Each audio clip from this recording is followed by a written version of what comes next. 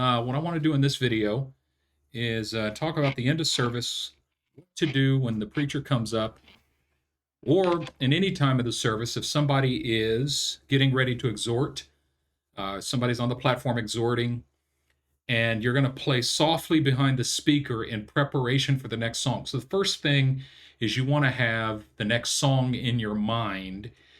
What you don't want to do is just start playing the next song. What you want to do is play something that leads into the next song without it actually being the next song. So, to use an example, last Sunday at our church, the guest speaker was leading into the altar time, and the altar song was, "You are worthy of it all," in the key of E flat, right?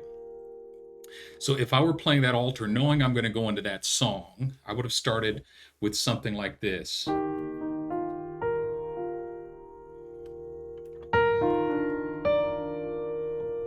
Preacher's talking.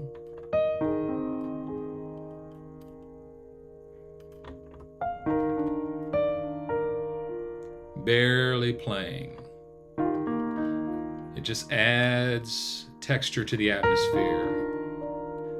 No real block chords. Staggering the chords coming in, really.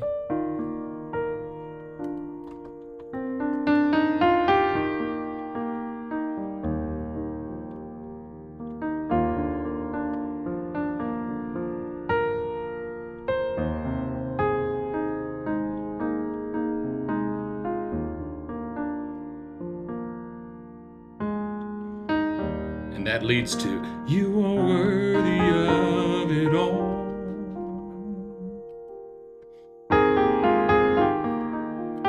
You are worthy of it all. Okay, so you see how that leads into it, but it's not the song itself. Now let me show you what I was doing. Let's break down what I was doing, because really it's very simple. It's three chords. It's an E flat major chord,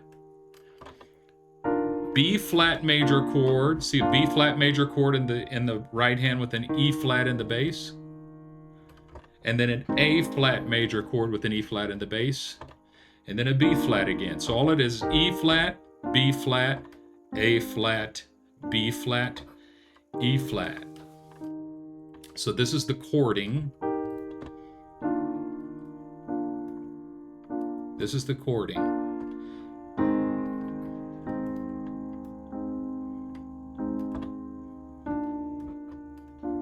You see that?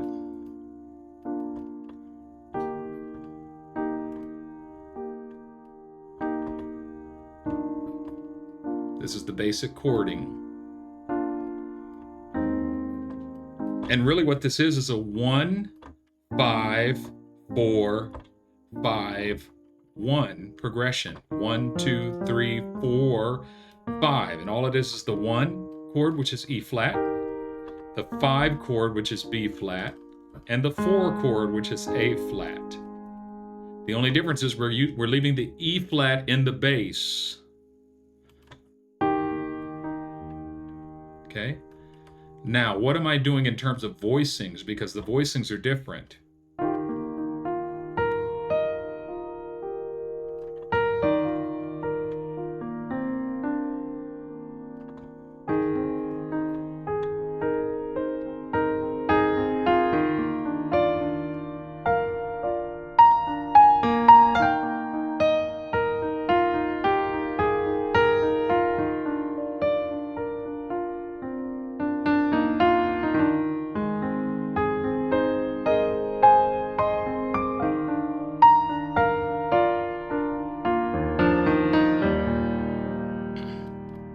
But in the beginning, it's much softer.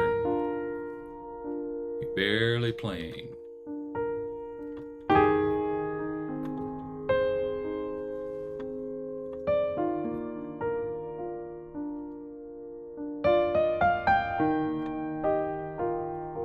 You see what I'm doing? Now, the concept of voicing, remember there's only 3 things you need to learn in order to play the piano very well by ear. The first thing you need to learn is chording. You got all your chords, right? The second thing to learn is voicing. And voicing means that I don't just have to play the E flat chord like this. Matter of fact, I will never play the E flat chord like this. but I'll play the E flat chord like this, or like this, or like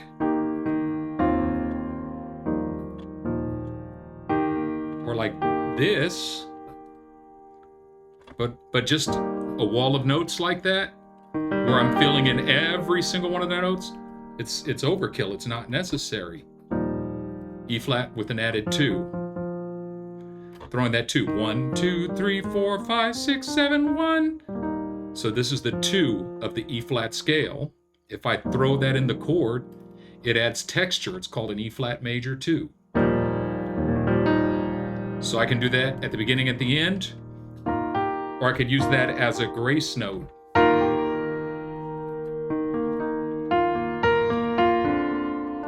Now notice on the B flat chord, I use that C. I left the E flat there. So I could also play this like this.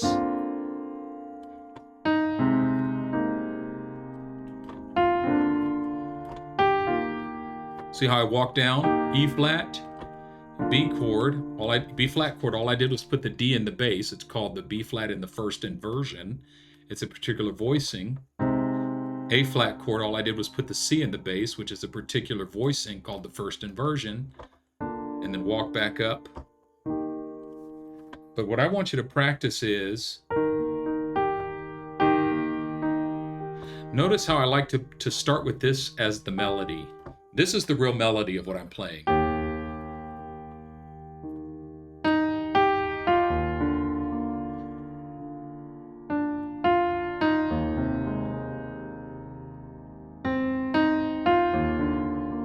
So you see, even though I'm just fooling around, I made up a melody.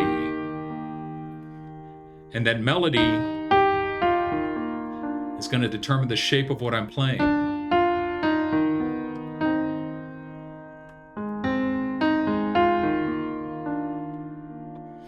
Now, when I play around with that melody,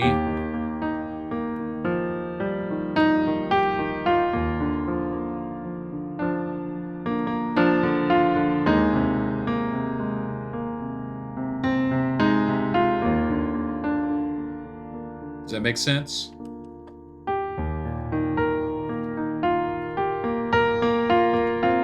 So it's just about being more delicate, less blocky, more sensitive, less blocky. Now let's talk about the song, You Are Worthy of It All. How would I play that song? I like to keep the melody on top.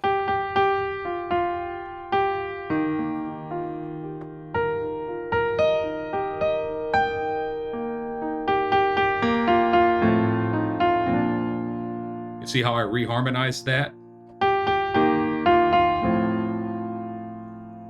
That F major chord with an A in the bass is a reharmonization. What do I mean by reharmonization? It's a chord substitution. The chord is simply E flat, B flat. But what's the 5 of B flat? 1, 2, 3, 4, 5. So F major 7 is the subdominant of B flat. What does that mean? I'm trying to go from E flat to B flat. But before you go to pretty much almost any chord, you can play the 5 of that chord as a passing chord to get there.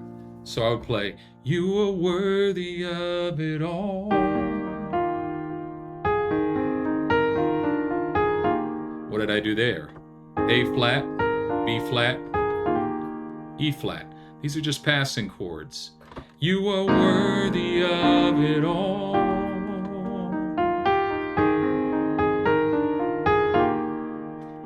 You are worthy of it. How did I know I could play that F? Because F is the melody. So I knew that an F7 chord or an F chord would definitely harmonize with the melody. It's a reharmonization. It all. Just repeating that subdominant. For from you are all things. So I'm going to the A flat.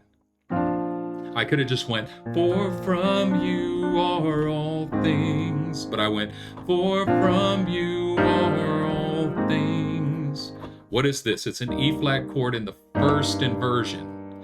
And an E flat chord in the first inversion is a classic turnaround that leads to the 4. So when you're in the key of E flat, right? E flat is the tonic, right? So when you're playing the tonic, you put it in the first inversion, it always leads to the 4. The 1 in the first inversion always leads to the 4. So anytime you're getting ready to play the 4, you can always play the 1 in the first inversion first. So in E flat, 1, 2, 3, 4. 1, 2, 3, 4. So the 4 is A flat. So before I play any A flat chord, I can play the E flat over G, which is the E flat. And remember, inversions, E flat chord, right? Let's play it up here. E flat chord. All you do is, instead of the bass note being the E flat, make the bass note the second note of the chord. So when you put the second note on the bottom, and then you can remove it here, that's called a drop 2. This is a very important chord. Drop the 2. Do you see how that voicing sounds better? What sounds better? Or this? See how removing that middle note there opens the chord up and strengthens the reharmonization? So you can worthy of it all. You are worthy of it all.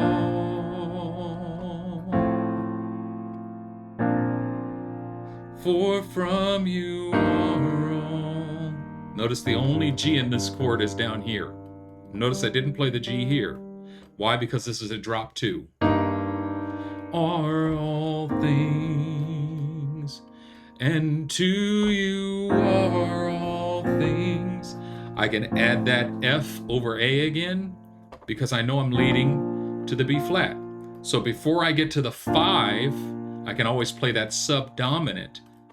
It's called the 5 of 5, but the subdominant is this is the 5, but the 5 of the 5. 1, 2, 3, 4, 5. So the 5 always leads to the 1, right? So if I'm playing this note and make it the 1, I can play its 5 to lead me there. Does that make sense? You deserve the glory. What did I do? A flat in first inversion. This is a classic transition. It's the 4. Played as a drop 2. And the 5 played as a drop 2. And then the 1. The 4, the 5, the 1. But the 4 in the first inversion, the 5 in the first inversion, the 1. So you can play that 100 different ways and at 100 different times, right? So you are worthy of it all.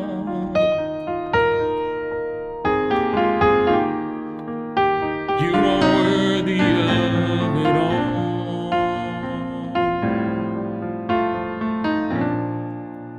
For from you are all things, and to you are all things.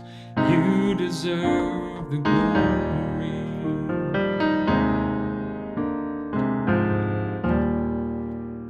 Okay, did that make sense? I hope it did. But really, focusing on growing in your voicings and in your reharmonizations. And today, I gave you a couple of voicings. One, well, really, the primary voicing I gave you is the first inversion. So you got, let's say this is an E chord, E chord in the first inversion, A flat chord in the first inversion, B flat chord in the first inversion.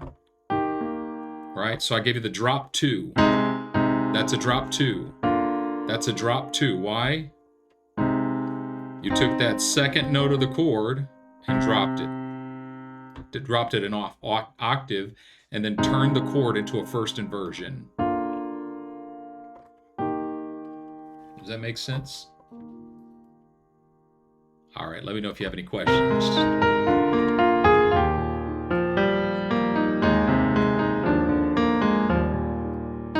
You are worthy of it all.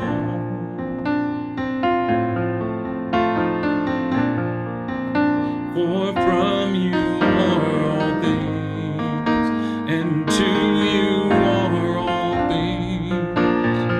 You deserve the glory.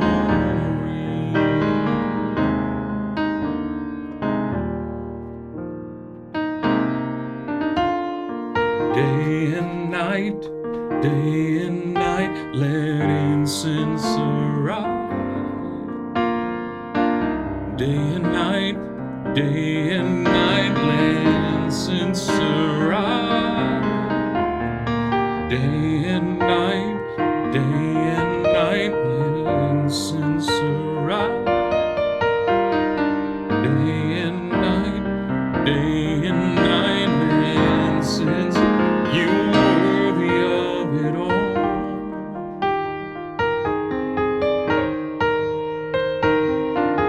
Sorry. You are worthy of it all.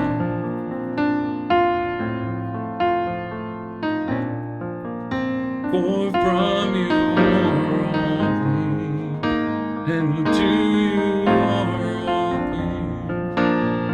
You deserve the glory.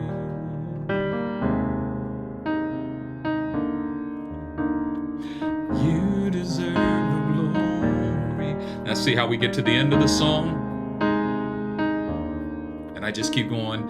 You deserve to the 1 chord, the 4 chord, but still the 1 in the bass, 5 chord with the 1 in the bass, and this is actually a B flat chord, but I put the E flat on the bottom and on the top, and it makes it an E flat major 7 with the suspended 2. Just think of it as a E flat on the bottom and a B flat on top. You can do this or not, but I just like to keep that bottom and the top. It's fun.